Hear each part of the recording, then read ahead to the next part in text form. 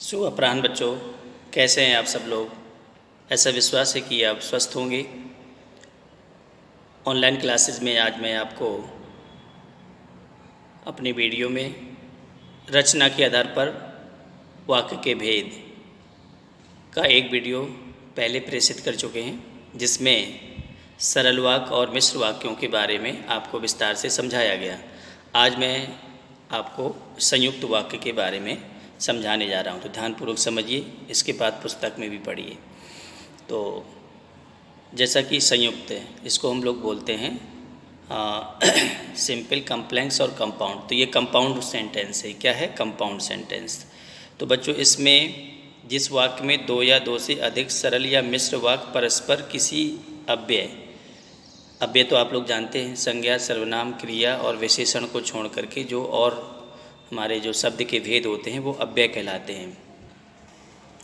तो संयुक्त वाक्य में दो सरल वाक्य या मिश्र वाक्य परस्पर किसी अव्यय से, और अव्यय कौन कौन, यानी योजक, संयोजक शब्द से, या, परंतु, अथवा, इसलिए, लेकिन आदि, इनसे जुड़े रहते हैं।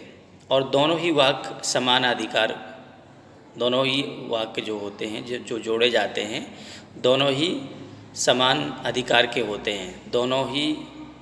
दोनों का ही पूर्ण अर्थ प्रकट होता है। दोनों वाक्य अपने आप में पूरा अर्थ प्रकट करने में सक्षम होते हैं। इसमें कोई आश्रित वाक्य नहीं होते हैं। उदाहरण के लिए, जैसे दिल्ली चलो और तुम मुझे खून दो, तो दिल्ली चलो एक वाक्य ये हो गया, तुम मुझे खून दो दूसरा वाक्य ये हो गया। इन दोनों वाक्यों को हमने और कंजक्शन से, यानी और संयोजक शब्द से जोड़ दिया, तो ये बन गया बच्चों संयुक्त वाक्य। तो बस इतना ध्यान में रखना कि दो पूर्ण अधिकार वाले वाक्य किसी संयोजक शब्द से जब जोड़े जाते हैं, दोनों ही वाक्य अपना पूरा अर्थ देने में सक्षम होते हैं। तो इस प्रकार के वाक्यों को संयुक्त वाक्य कहते हैं, जैसा कि उदाहरण के माध्यम से समझाया गया। तो कुछ और समझ लेंगे। पहला कि केवल वाक्य रचना बदलनी चाहिए, वाक्य का अर्थ नहीं। यानी जब हम सरल वाक्य से संयुक्त वाक्य में बदलते हैं, तो हमें इस बात का ध्यान रखना चाहिए कि केवल वाक्य की रचना बदलनी चाहिए, लेकिन वाक्य का जो अर्थ है वो अर्थ वही रहना चाहिए।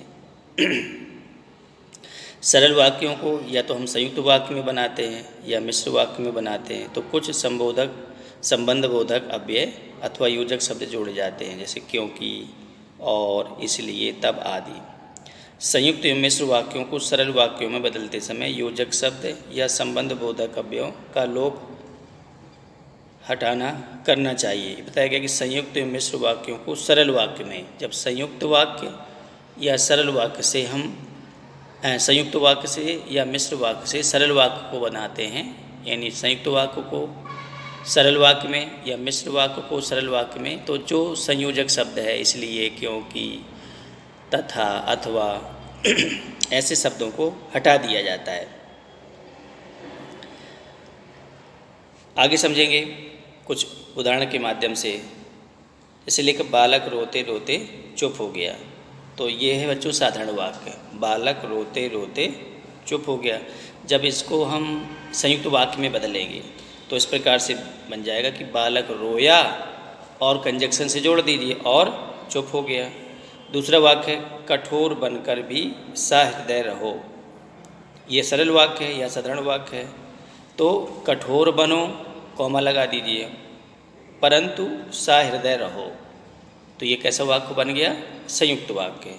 आलसी होने के कारण वह विफल हुआ, क्या सेंटेंस है? आलसी होने के कारण वह विफल हुआ। तो जब इसको हम संयुक्त वाक्य में बनाएंगे तो वह आलसी था इसलिए विफल हुआ, ये बन गया आपका संयुक्त वाक्य, और इसलिए कंजक्शन से जोड़ दिया। अस्वस्थ रहने के कारण वह परीक्षा में सफल ना हो सका, वह अस्वस्थ था इसलिए परीक्षा में सफल ना हो सका। अगला समझेंगे, सायंकाल होते ही पक्षी अपने अपने घोंसलों में लौट गए। सायंकाल हुआ और पक्षी अपने अपने घोंसलों में लौट गए। हलदार का प्रश्न सुनकर वह हंसा, हालदार का प्रश्न उसने हालदार का प्रश्न सुना और हंसने लगा। तो ये सारे सेंटेंस जो अभी बताए हमने, ये थे सरल वाक्य से संयुक्त वाक्य में बदलना।